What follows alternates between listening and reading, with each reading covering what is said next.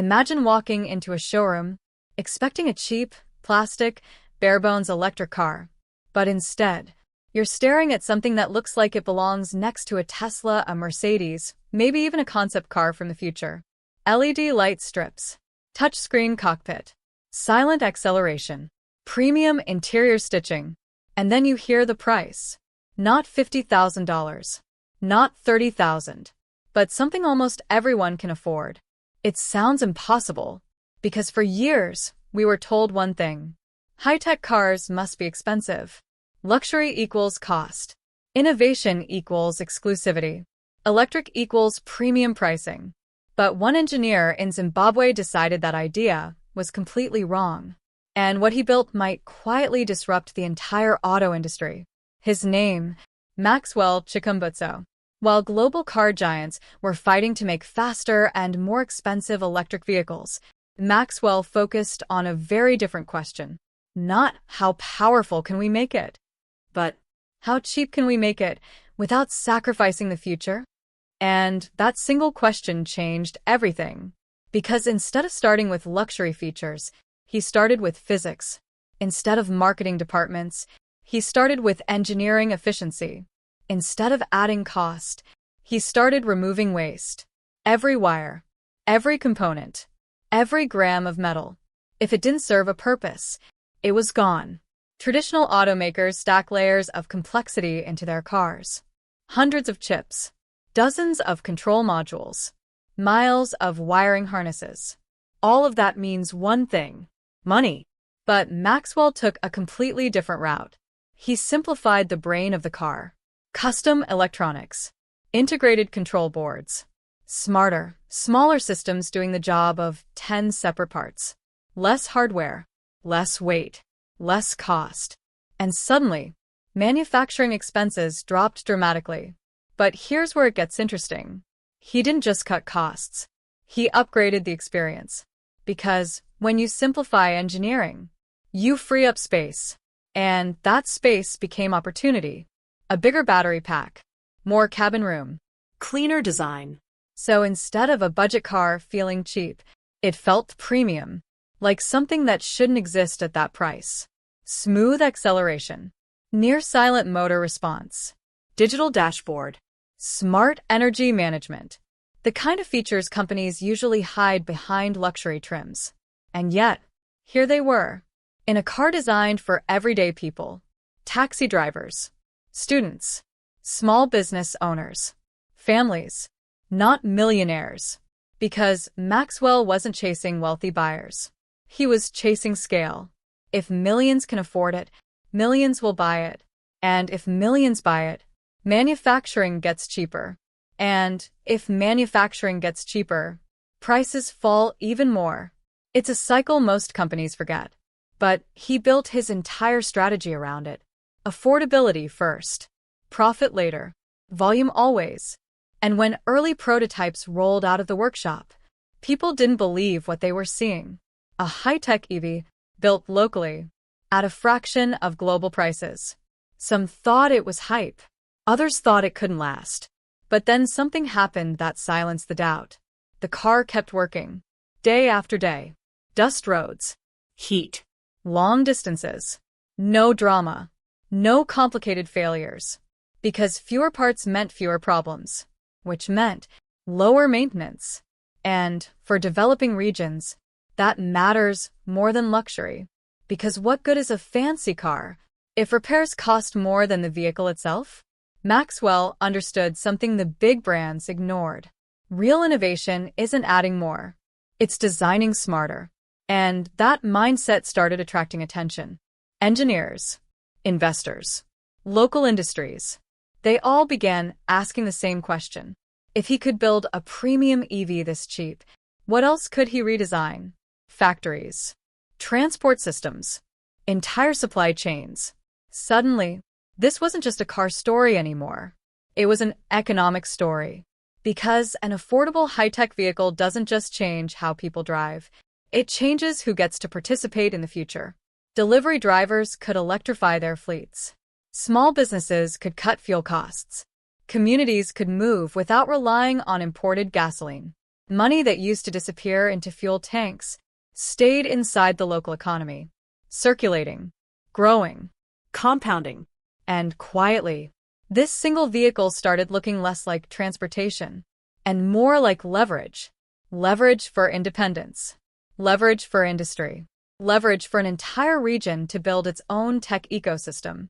But Maxwell wasn't finished.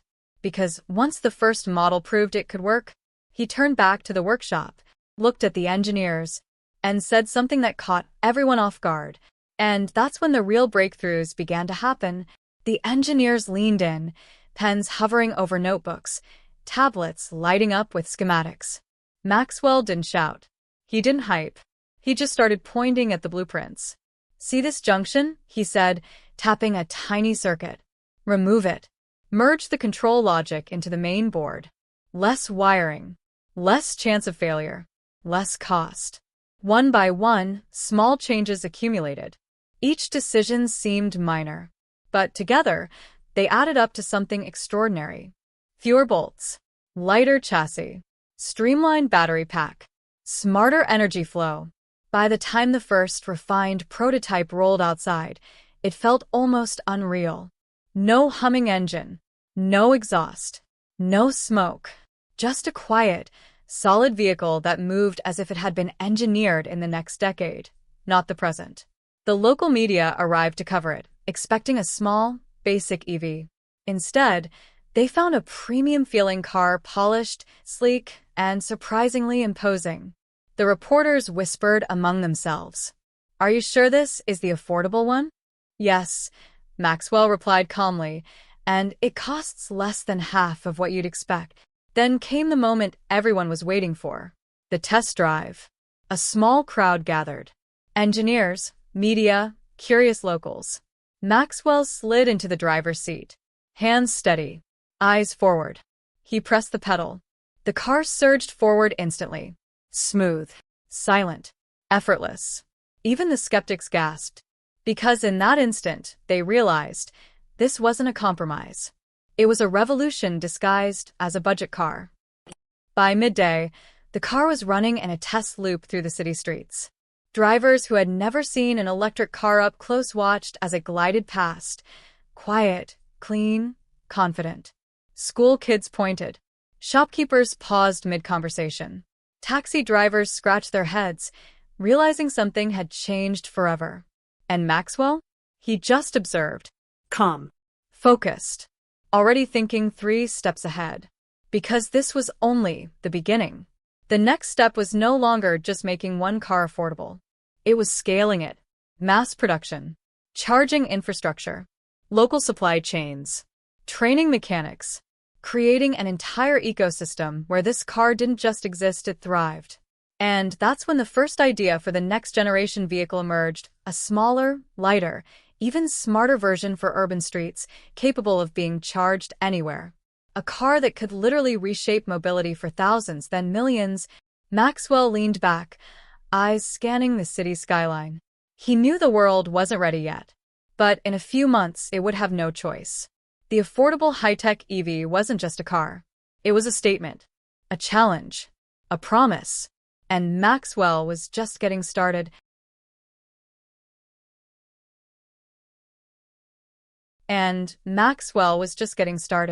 He returned to the workshop as the sun dipped low, golden light spilling across the workbenches. The refined prototype sat quietly in the center, almost glowing under the last rays. Maxwell walked past it without touching a thing. His mind was already elsewhere. On the sketches, the calculations, the endless possibilities. On the table lay a fresh notebook. Blank pages. Waiting. He began drawing again. This time not a car. A network. Connections between vehicles, homes, charging stations, solar grids. Energy flow lines crisscrossed the page like a living organism. Because Maxwell's vision wasn't just transportation anymore. It was an entire ecosystem. Electric cars were just the beginning. Neighborhoods could generate their own power. Share it. Store it. Use it efficiently. Delivery fleets, schools, hospitals, shops, all connected, powered sustainably, independently. The lines on the page grew bolder. Nodes multiplied. Circuits turned into cities. Cities into regions. And he didn't stop there. He imagined software coordinating everything. Optimizing energy use. Predicting demand. Making transportation and electricity seamless, invisible, effortless. A small nod from Maxwell. Yes, he muttered softly. This will work. Outside, the first batch of affordable EVs had already hit the streets. Taxi drivers, students, business owners, all experiencing independence for the first time. No fuel stops. Minimal maintenance. Energy literally harvested from sunlight. The old infrastructure struggled to keep up. Gas stations emptier than ever. Engine shops less crowded. Streets quieter. People didn't just notice, they felt it. Money stayed in their pockets. Time freed up. Stress lowered.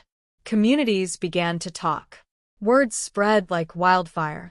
And Maxwell knew this was just the beginning. Because once people see the power of affordable, high-tech, sustainable transportation, they stop accepting the old rules. Back inside the workshop, a covered shape in the corner caught his attention. Not a car. Not a micro-vehicle. Something modular. Urban. Compact. Designed to weave through city streets, deliver goods, transport people efficiently. He pulled the cover back. The lines were sharp. Futuristic, yet practical. Another leap. Another prototype. Another problem solved before the world even asked the question. And Maxwell smiled quietly. Because in his mind, the revolution had already begun. Not loud. Not flashy. But unstoppable. The affordable high-tech car was only the first domino. And the others were already lined up. Maxwell turned back to the urban microvehicle prototype. Its compact frame looked almost unassuming under the workshop lights, but he knew better. Every curve, every panel, every inch had been meticulously calculated to maximize efficiency, minimize cost, and fit into crowded city streets. He tapped the touchscreen dashboard. The interface lit up instantly, intuitive and minimalistic. This one, he said softly to his team, doesn't need highways. It needs cities, alleys, markets, delivery routes. An engineer stepped forward, skeptical. Won't people laugh at its size? Maxwell shook his head. Calm, unshaken. They'll laugh until they see it move. Then they'll never forget it. The first test drive began at dawn. The vehicle rolled out silently, tires barely whispering against the pavement. It zipped through narrow streets, turned tighter than any motorcycle, slipped between parked cars with ease. Pedestrians stopped and stared. Vendors paused mid-sale. Drivers double-took as it weaved seamlessly through traffic. Inside, the small battery pack hummed softly, perfectly optimized for short bursts and constant stops. Energy efficiency wasn't just a number. It was a lifestyle. This car didn't just transport, it liberated. By midday, locals began lining up for rides. Taxi operators realized the potential immediately. Students saw independence for the first time. They could get to school without depending on buses or fuel money. Delivery drivers watched their costs plummet. Small businesses could now electrify fleets without going bankrupt. Word spread faster than anyone could advertise. Because the moment something works this well at a low cost, people talk. And Maxwell? He didn't even need to market it. The product spoke for itself. Back at the workshop, Maxwell opened another notebook. This one wasn't about cars. It was a network map. Homes, streets, charging points, solar arrays, batteries, vehicles moving like nodes in a living system. Each vehicle connected. Each battery shared intelligently. Each neighborhood independent, yet part of a larger ecosystem. Energy flowed where it was needed. Waste was eliminated. Cost disappeared. A simple, scalable model that could transform cities, then countries. He looked out the window at the first batch of micro-vehicles zipping through the streets. Silent, efficient, freeing people from old constraints. And a thought crossed his mind. If this works here, what if it works everywhere? The potential was staggering. Communities powered sustainably. Transport costs slashed. Local economies strengthened. And the best part? It required nothing revolutionary, just brilliant engineering, smart design, and a vision most couldn't even imagine. Maxwell leaned back, eyes scanning the horizon. He knew the world wasn't ready yet. But soon, very soon, it would have no choice. The revolution wasn't coming. It was already moving. And Maxwell had just pulled back the first curtain. The rest of the world? They were about to wake up. And Maxwell had just pulled back the first curtain. He turned his attention to the next challenge. Not bigger cars. Not flashier features. Infrastructure. Distribution. Scaling the vision beyond the workshop. He began mapping the flow of energy, the paths vehicles would take, and how communities could self-sustain. The cities outside were chaotic, congested, reliant on fuel imports and expensive power grids. But Maxwell didn't see chaos. He saw patterns, possibilities, nodes waiting to be connected. The first neighborhood pilot began quietly. A dozen microvehicles deployed, solar panels on rooftops, batteries stored beneath homes, charging points installed at shops and schools. Energy flowed. Vehicles shared surplus power automatically. Streets once noisy and smoggy grew quieter. Delivery drivers noticed their bills shrinking. Families no longer worried about fuel shortages. Local businesses started reinvesting savings into expansion and innovation. And slowly, people started noticing. The ordinary streets became extraordinary. A silent network of sustainable mobility and energy independence was taking shape. Engineers and urban planners arrived to witness the experiment. Many were skeptical at first. How can a dozen vehicles change anything? But as they watched the system stabilize, track energy consumption, and optimize movement in real time, skepticism turned to awe. It wasn't just about cars anymore. It was a living ecosystem, efficient, scalable, adaptable. Maxwell had done what no one thought possible. He made high-tech mobility accessible and self-sustaining. By the end of the first week, the pilot was already outperforming expectations. Battery usage optimized automatically. Vehicles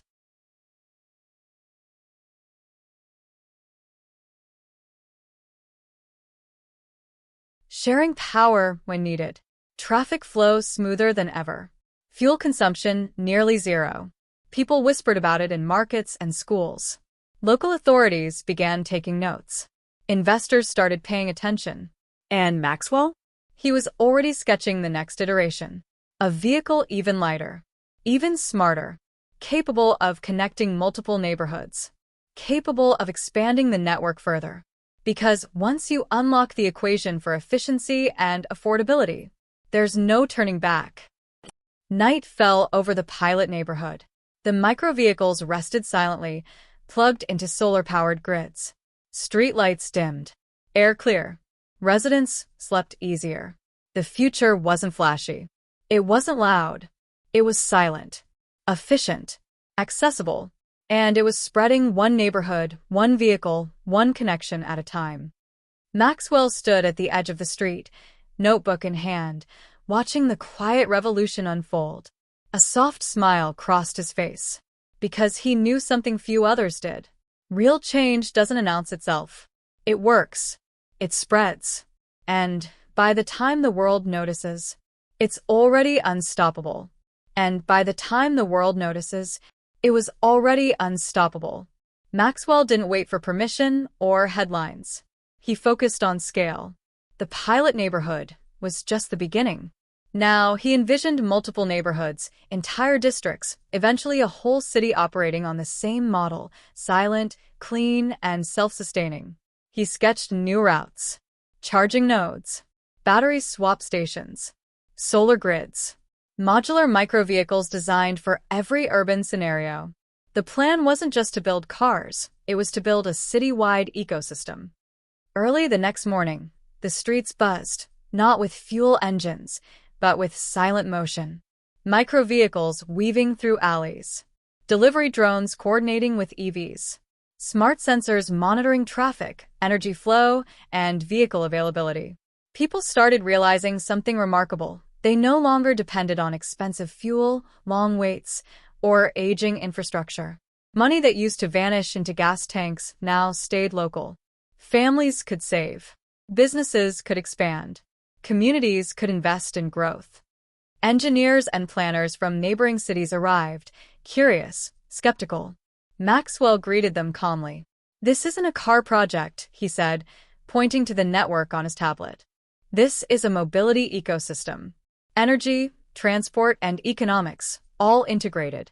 One vehicle can change an entire neighborhood. A network can change a city. And a city can change a nation." They watched live dashboards tracking vehicle usage, solar power storage, and energy sharing. Numbers that should have been chaotic were perfectly balanced. The skeptics whispered to each other. Then they looked at Maxwell. "He's done it," one muttered. "Not just build a car, but redesign the way a city moves." By midday, the first stage of citywide adoption began. Hundreds of microvehicles deployed. Charging hubs connected. Neighborhoods communicating in real time. Delivery drivers smiled at the reduced costs. Students reached schools faster and cheaper. Shops stayed stocked without fuel delays. Even traffic patterns improved. Congestion reduced. Noise pollution dropped. Air quality improved. For the first time, people experienced what truly affordable, high-tech mobility could do. And Maxwell? He was already thinking further. Regional expansion. Rural connectivity. Emergency response vehicles. Integration with public transit. Scaling the ecosystem beyond a single city into multiple regions. Because once the formula exists, affordable, efficient, sustainable mobility, it doesn't just stay in one place. It spreads. Night fell. The city glowed with quiet energy. Microvehicles parked, charging automatically. Streets calm. Residents resting. Maxwell stood on a rooftop, looking down at the city. He didn't need applause. He didn't need headlines. Because he knew the truth. Change this profound doesn't announce itself. It just happens. And by the time the rest of the world realizes it, the future will already be moving. And by the time the rest of the world realizes it, the future was already in motion. Maxwell stepped back from the rooftop, eyes scanning the quiet city below. The microvehicles rested silently, charging themselves with sunlight. Streets were cleaner. People were moving freely. Communities were thriving. He didn't need applause, headlines, or recognition. Because the change he had set in motion wasn't temporary. It wasn't flashy. It was sustainable. Affordable high-tech vehicles had become more than cars. They were the backbone of a new way of life. A way of life where energy was shared, transport was accessible, and innovation wasn't limited to the wealthy. A revolution, quiet but unstoppable, had begun. Maxwell turned back to his workshop. New blueprints awaited. New ideas. New solutions. Because this wasn't just a story about one car. It was about rewriting the rules of transportation, energy, and opportunity. And Maxwell Chikumbutso? He had only just begun.